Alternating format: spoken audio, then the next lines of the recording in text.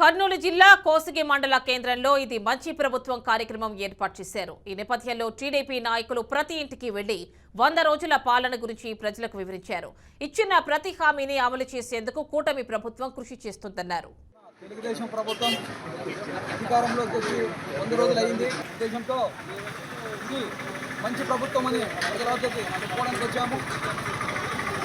కనీసం 100 రోజుల ప్రభుత్వం ఏర్పడినా కూడా ఈ 10 రోజులు విజయవాడలో వరదలు వచ్చినా కూడా 90 రోజులు అయినా కూడా మన గౌరవనీయ ముఖ్యమంత్రి గారు చంద్రబాబు నాయుడు గారు, యువ నాయకులు లోకేష్ గారు, జనసేన అధ్యక్షుడు పవన్ కళ్యాణ్ గారు, అలాగే బీజేపీ అధ్యక్షుడు పురంధరేశ్వరి మేడం గారు ఈ కూటమి 100 రోజులు ప్రభుత్వం ఏర్పరిచినందుకు మొట్టమొదటిగా మెగా డేస్ మీద సంతకం పెట్టడం జరిగింది మన గౌరవ ముఖ్యమంత్రి గారు.